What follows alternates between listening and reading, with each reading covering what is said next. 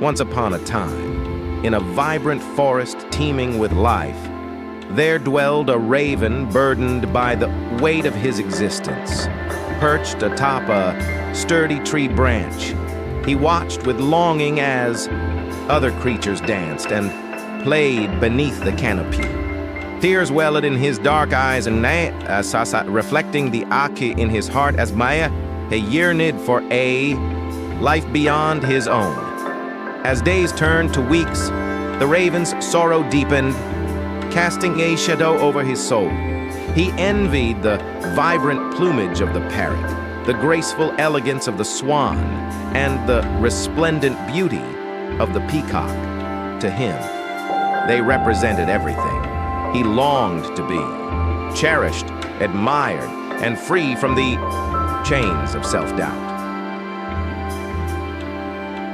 One morning, as the first light of dawn pierced the forest canopy, the raven's despair reached a crescendo.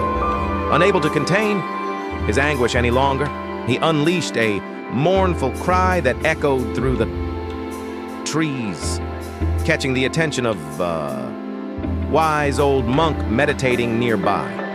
Intrigued by the raven's sorrowful lament, the monk approached him with gentle curiosity. "Why do you weep, Miti, my feathered friend?" he asked, his voice a soothing balm against the raven's pain. Startled by the monk's presence, the raven hesitated before pouring out his woes. "I am unloved, is unwanted, and rejected," he confessed, his voice choked with emotion. "Everywhere I turn, I am met with disdain and indifference. I long to be someone else, someone worthy of love and admiration." The monk listened with a heavy heart, his compassion flowing like a river. Abbas. "Dear Raven," he said, laying a comforting hand on the bird's sleek feathers, "your worth is not measured by the opinions of others. True happiness resides within, waiting to be discovered." But the raven, consumed by his despair, could not grasp the monk's words of wisdom. "How can I find happiness when every aspect of my being fills me with shame and sorrow?" he cried, his voice tinged with bitterness. Undeterred, the monk sought to illuminate the raven's path. "Tell me, my friend," he said gently, "what is your deepest desire? With the power of my mantra, I may be able to grant your wish." The raven's eyes sparkled with hope, a glimmer of light amid the darkness of his despair. "I wish to be a swan," he declared, his voice trembling with longing, "to glide upon the crystal-clear waters of the lake, adorned in feathers as pure as snow.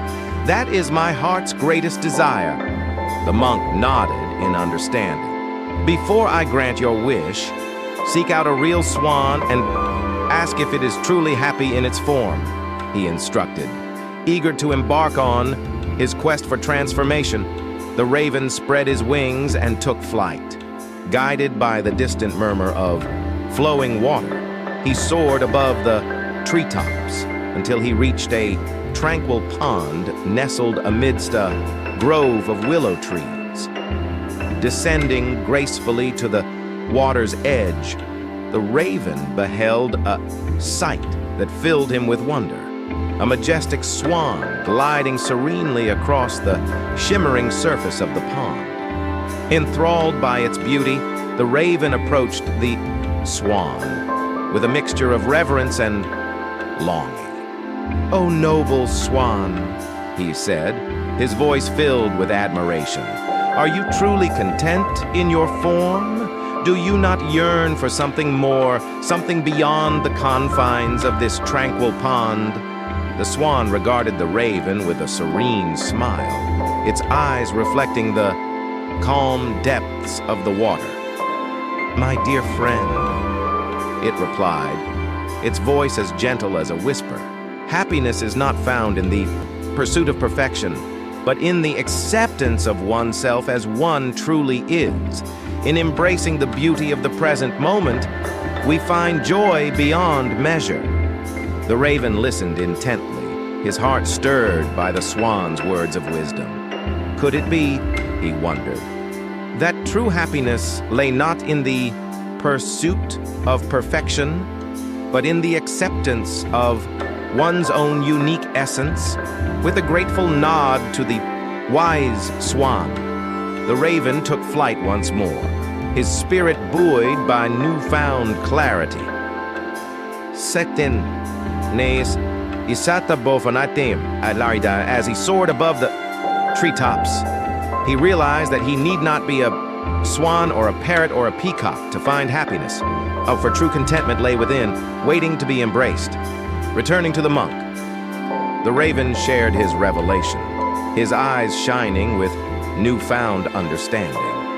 I no longer wish to be a swan, he declared, his voice filled with conviction. For in accepting myself as I am, I have found a happiness that surpasses all earthly desires. The monk smiled, his heart brimming with joy at the raven's transformation.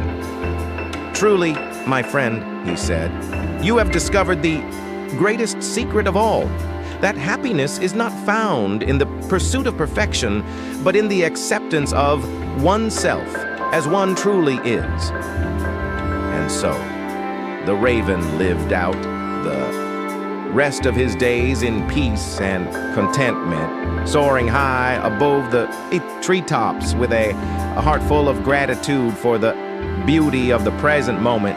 And in his simple wisdom, he told all who crossed his path that true happiness lies not in the pursuit of perfection, but in the acceptance of oneself as one truly is.